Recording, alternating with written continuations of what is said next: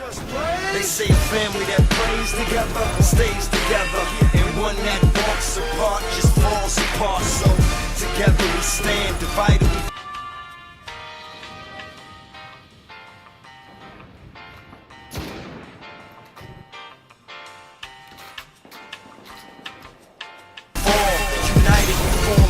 on and take on all. Let's move, yes.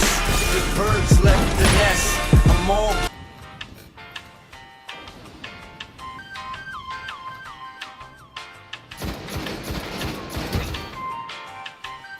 grown up, I gotta fly with the rest. Best of the best is what we strive to be. Yeah, a legacy is what we trying to leave. Get in, let's say goodbye to the past. The future's here at last.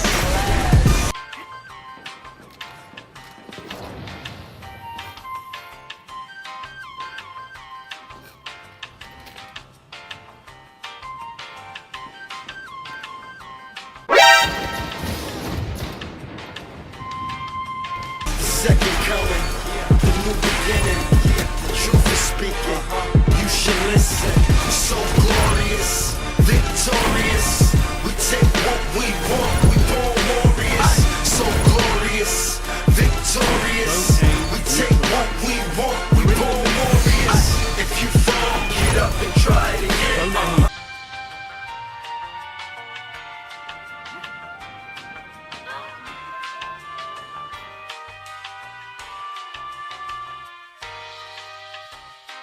If you drop, get up and try it again.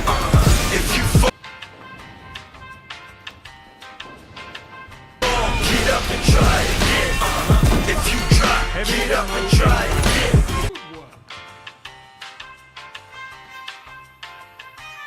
Only 5 minutes left. Heavy ammo available.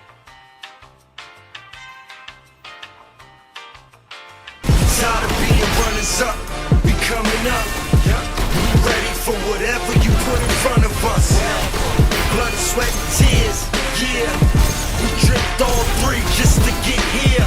No longer will I wake up and my dreams just vanish. You're staring right at me, I must take advantage. Hard work pays off, you get what you put in. So why stop now? Gotta keep pushing, pushing. We in a fight to the finish, so why not fight till you finish? Dig it, I'm my own. Can you guys tell the difference between the two? Alright, so obviously not the fairest comparison out there between year 1 and year 3. It wasn't supposed to be a legitimate year 1 versus year 3, which was better competition. It was more of a joke video. We've seen these everywhere, and with me not being at the Destiny 2 event, I figured, hey, you know, I was cleaning out my room and I found my hard drive with all my old year 1 files on it, and I thought to myself, this would make a good video. So here we are, and we're making it. So if you're wondering, wow, well, you know, if you weren't at the Destiny 2 reveal, what are we seeing right now? Who is playing right now?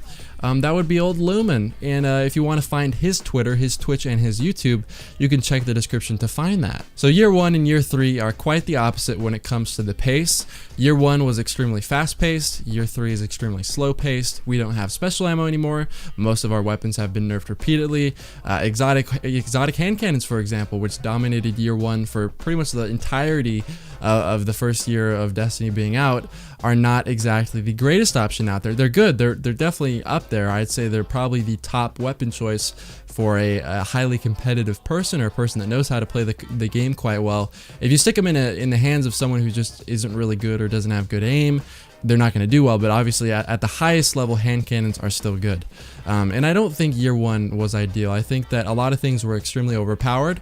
If you look at, you know, Thorn, Lastword, and Hawkman, for example, if you weren't using those weapons during year 1, chances are you had an extremely difficult time getting kills, even if you landed all your headshots, and the opponent who was using maybe a Thorn or Lastword or Hawkmoon was only landing body shots, or maybe they missed a few shots. So that needed to be rebalanced, obviously, and I don't think year 1 is the answer to all of our problems. However, I think the direction they've gone with weapon updates and class balance updates for the last 2 years or year and a half have been a direction that I do not support. It seems like with every patch, even though there are, you know, buffs to, let's just say, auto rifles or sometimes pulse rifles or scout rifles, where we see minuscule damage amounts just, you know, tacked on an additional 2% of damage that, you know, maybe encourages people to try them after the patch, but it doesn't actually increase their popularity. No one uses them anymore because they do 1.3% more damage. So even though there are technically, yes, buffs in the patch notes, they're not actually significant enough that actually change the popularity of the weapon.